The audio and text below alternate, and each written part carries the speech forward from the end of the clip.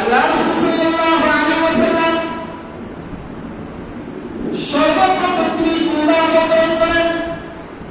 এরপরে কুরবান নামা তার বাড়িতে রওনা হয় নবী সাল্লাল্লাহু আলাইহি ওয়াসাল্লামের কাফেলা মদিনার উদ্দেশ্যে রওনা হয়। এদিকে মদিনার লোকজন যেদিক থেকে শুনতে পাইছেন নবী সাল্লাল্লাহু আলাইহি ওয়াসাল্লাম তিনি মক্কা মদিনা আসবেন, মক্কা থেকে মদিনা আসবেন, সেদিক থেকে প্রতিদিন সকালবেলা তারা হাজির হয়ে যায়। যখন তীব্র রোদ হয় তখন তারা চলে যায়। এভাবে প্রতিদিন সকালে তারা আসা শুরু করে, প্রতিদিন তারা আসে, প্রতিদিন এসে তারা দেখে আল্লাহ রাসূল সাল্লাল্লাহু আলাইহি ওয়াসাল্লাম আসছে কিনা। আল্লাহ রাসূল সাল্লাল্লাহু আলাইহি ওয়াসাল্লামকে প্রতিদিনের ন্যায় আসতে তারা অপেক্ষা করলেন যে দেখে আল্লাহ রাসূল আসছে কিনা, কিন্তু আসলে না। আনসার সাহাবীরা সবাই কাজে চলে গেল। একদম ইয়াহুদি দেখার সাথে সাথে মদিনার মধ্যে ঘোষণা করে দিল, হে মদিনার জনগোষ্ঠী, মুহাম্মদ তুমি চলে আসছে, তোমরা সবাই বসে দাও।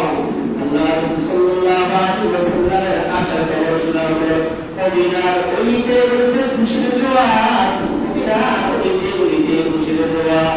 মানুষ উচ্ছ্বাসিত, মানুষ আনন্দ করতেছে, মানুষ তাকবীর দিতেছে, আল্লাহু আকবার, লা ইলাহা ইল্লাল্লাহ। মানুষ তাকবীর দিতেছে, বিল্লাহি তাকবীর। মানুষ সবাই খুশি ডাকা। মদিনার শিশুরা রাস্তার মধ্যে নেমে গেছে, সবাই মানুষ রাস্তায় নেমে গেছে। আল্লাহ রাসূল সাল্লাল্লাহু আলাইহি ওয়াসাল্লামকে স্বাগত জানানোর জন্য, আল্লাহ রাসূল সাল্লাল্লাহু আলাইহি ওয়াসাল্লামকে স্বাগত জানানোর জন্য প্রায় 500 আনসারী সাহাবী একত্রিত হয়ে যায়। তারা অত্যন্ত বিনম্র এবং সৌজন্যতার সাথে রাসূল সাল্লাল্লাহু আলাইহি ওয়াসাল্লামকে তারা স্বাগত জানিয়েছিলেন। মক্কার কাফেররা, মক্কার মুশরিকরা যখন জানতে পারল আল্লাহ রাসূল মদিনায় এসে গেছে, তখন পুরো আরো মাথা খারাপ হয়ে গেছে। মদিনার আনসারী সাহাবীরা আল্লাহ রাসূল সাল্লাল্লাহু আলাইহি ওয়াসাল্লামকে বলছেন, ইয়া রাসূলুল্লাহ, ইয়া হাবিবাল্লাহ, আপনি আমাদেরকে যে বলেন, আপনি আমাদেরকে যে কথা বলেন, আপনি আমাদেরকে যে কথা বলেন, আপনি আমাদেরকে যেভাবে চলানো বলেন না সেভাবে চলবো। তারপরে আল্লাহ রব্বুল আলামিন আয়াত নাযিল করেন, ফাইন্নাল্লাহা হুয়া মাওলাহু ওয়া জিবরিল ওয়া সালিহুল মুমিনিন ওয়াল মালাইকাতু বা'দা যালিকা ওয়াহিদ।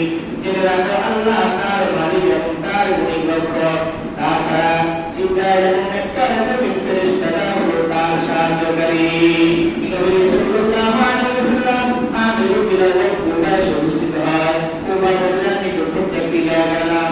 নবী সাল্লাল্লাহু আলাইহি ওয়াসাল্লাম থেকে 4 দিন মোটর করে 14 দিন অবস্থান করেন। হযরত আলী রাদিয়াল্লাহু তাআলা লোকদের মাঝে আমানতের মাধ্যমে পৌঁছে দিয়ে আল্লাহ রাসূল সাল্লাল্লাহু আলাইহি ওয়াসাল্লামের সাথে মিলিত হন। এই মসজিদে কুরবান স্থাপন করেন এবং তাদের নামাজ আদায় করেন। এটি হলো নবী সাল্লাল্লাহু আলাইহি ওয়াসাল্লাম সর্বপ্রথম মসজিদে কুরবা। যারা মহিলা মসজিদে কুরবার মধ্যে গিয়ে দুইটা নামাজ আদায় করে, মদিনা যখন যায় তখন মসজিদে যে কুরবা, এই কুরবা থেকে মসজিদে দুইটা নামাজ আদায় করে।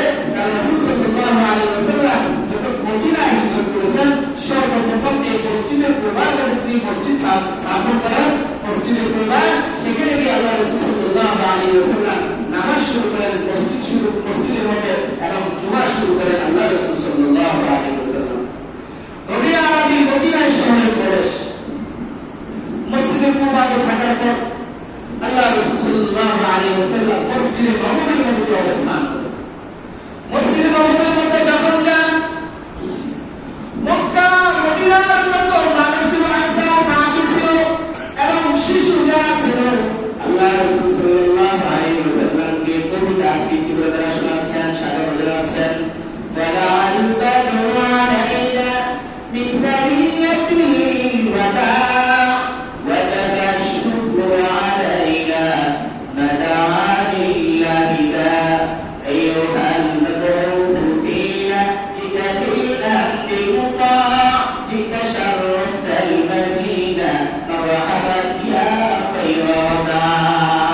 মক্কা মদিনার যত মানুষ ছিল আল্লাহ রাসূল সাল্লাল্লাহু আলাইহি ওয়াসাল্লামকে তারা কি করলো? স্বাগত জানানো শুরু করলো। তারপরে আল্লাহ রাসূল সাল্লাল্লাহু আলাইহি ওয়াসাল্লামকে বিভিন্ন কবিতা আবৃত্তি করে আল্লাহ রাসূল সাল্লাল্লাহু আলাইহি ওয়াসাল্লামকে তারা স্বাগত জানাইল। আল্লাহ রাসূল সাল্লাল্লাহু আলাইহি ওয়াসাল্লামের মুক্তি মসজিদে নববীর মধ্যে উপস্থিত হয়ে গেল। প্রত্যেক গলিতে প্রত্যেকটা মানুষ বলা শুরু করলো, ইয়া রাসূলুল্লাহ কে এখানে অবতরণ করেন, ইয়া রাসূলুল্লাহ কে এখানে অবতরণ করেন, ইয়া রাসূলুল্লাহ কে এখানে নামেন। আল্লাহ রাসূল সাল্লাল্লাহু আলাইহি ওয়াসাল্লাম প্রতিটা মুসলমানদেরকে বলতেছে, এই পুষ্টি হলো আল্লাহর পক্ষ থেকে নির্দেশিত, সে যেখানে থামবে সেখানে আমি নেমে যাব। পুষ্টি হলো হাঁটতেছে হাঁটতেছে হাঁটতেছে মসজিদ নববী যে জায়গায় পুষ্টি সভবন সেই জায়গায় গেল, কিছুক্ষণ অবস্থান করলো, অবস্থান করার পর আল্লাহ রাসূল নামেন নাই, পুষ্টি দাঁড়ায় গেল, আবার কিছু দেখালো, হাঁটার পর আবার ওখান থেকে ঘুরে আইসা আবার মসজিদে নববী যে জায়গায় মদিনা শরীফ যে জায়গায় আল্লাহ রাসূল সাল্লাল্লাহু আলাইহি ওয়াসাল্লামের বাহনকৃত উপস্থিতি সেই স্থানে এসে দাঁড়াইল, তার সাথে উপস্থিতি বসে পড়ল।